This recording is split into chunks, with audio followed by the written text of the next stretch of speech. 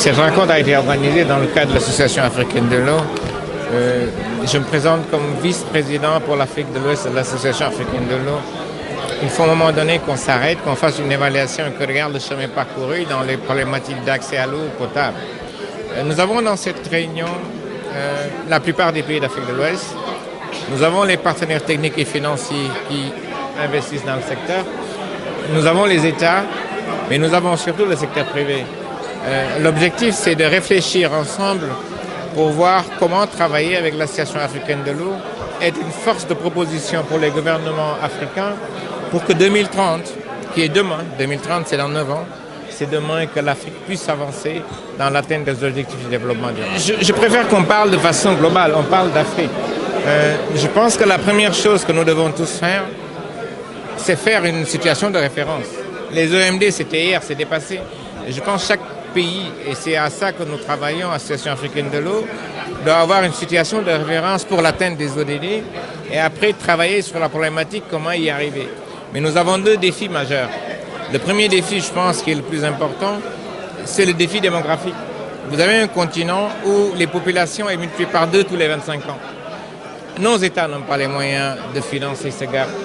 Les partenaires techniques et financiers classiques n'ont pas les moyens de financer ce gap.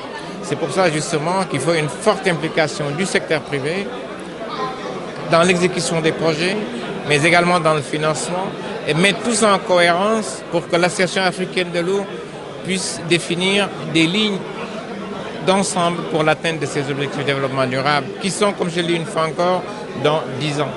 Et c'est pour ça, je pense, que cet atelier, il est essentiel. Au sortir d'ici, nous ambitionnons d'avoir ce qu'on appelle une feuille de route pour l'Afrique de l'Ouest qui permettrait d'avoir des pistes de solutions et des approches communes pour l'atteinte des objectifs de développement durable. Ça va être des propositions, mais c'est le rôle premier de l'Association africaine de l'eau, c'est d'être une force de proposition.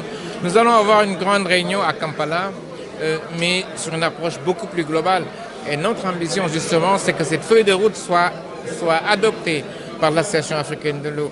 Il est certain que les pratiques que nous faisions depuis 20 ans, qui n'ont jamais donné de résultats probants, ont besoin d'être aménagées. Quand vous faites la même chose tout le temps, de façon permanente, même si vous avez des avancées significatives, et quand même qu'il y ait un gap important qui reste, je pense qu'il faudrait qu'on s'asseye, qu'on fasse une révision et qu'on regarde un peu dans quelle logique nous devons aller. Je suis donc Sylvain Hucher, le directeur exécutif de l'Association africaine de l'eau. Pour l'atteinte des objectifs du développement durable, les pays africains sont confrontés à de multiples perturbations, de multiples défis en quelque sorte. Il y a la problématique de l'augmentation des populations, il y a la problématique de l'urbanisation galopante qui fait que les villes sont de plus en plus peuplées et les sociétés d'eau ont de plus en plus de mal à satisfaire aux besoins de ces populations qui grandissent. Il y a bien sûr le changement climatique qui agit sur les ouvrages et qui agit sur même les populations. Et en face de tout cela, il y a aujourd'hui la nécessité, avec les objectifs de développement durable, de donner de l'eau de qualité.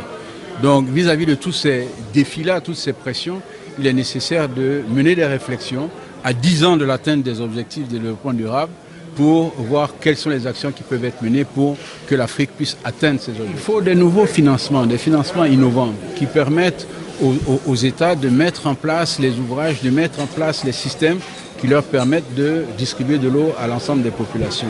Il faut aussi que la gouvernance soit revue, c'est-à-dire que nous puissions avoir des gouvernements qui ont des ministères dédiés à l'eau et à l'assainissement. Cela n'existait pas. Aujourd'hui, on regarde au Sénégal, nous avons un ministère chargé de l'hydraulique et de l'assainissement. Cela commence à arriver dans un certain nombre de pays afin de pouvoir focaliser l'attention des gouvernants sur ces problèmes-là. Donc il y a des éléments de ce style qui permettraient aux pays africains d'atteindre les objectifs du développement durable.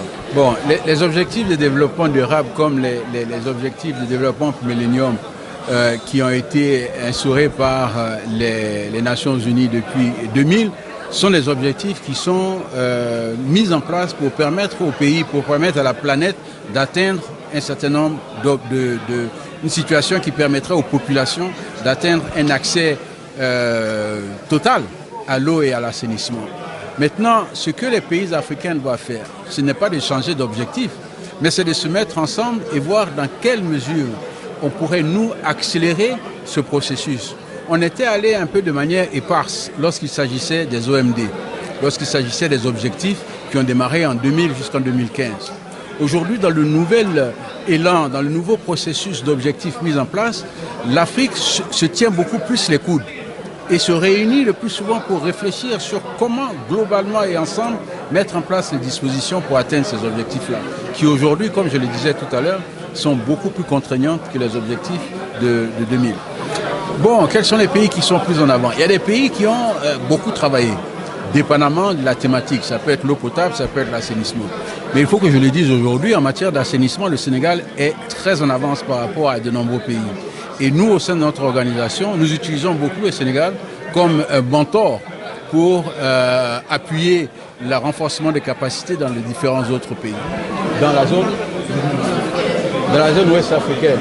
Bon, il faut considérer que le taux d'accès dans la zone ouest africaine au niveau de l'eau et de l'assainissement, traitant le problème de l'eau, il est considéré comme, disons, les 60% à 70% des populations en zone subsaharienne ont accès à l'eau potable. Beaucoup moins ont accès à l'assainissement.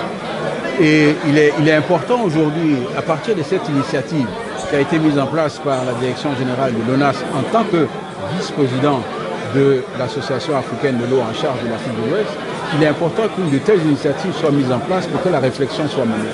Et comme je le disais au courant de la journée, cette même initiative sera aussi mise en place dans différentes autres régions. Nous avons 5 régions en Afrique, le nord, le sud, l'est, l'ouest, le centre et l'est. Et il est important que dans chaque région, les vice-présidents qui sont mis en place là-bas puissent réfléchir de la même manière sur les objectifs du développement durable. Et nous pensons que toutes ces réflexions seront mises ensemble au niveau continental pour permettre de prendre des actions concrètes afin que nous puissions atteindre les objectifs du développement durable.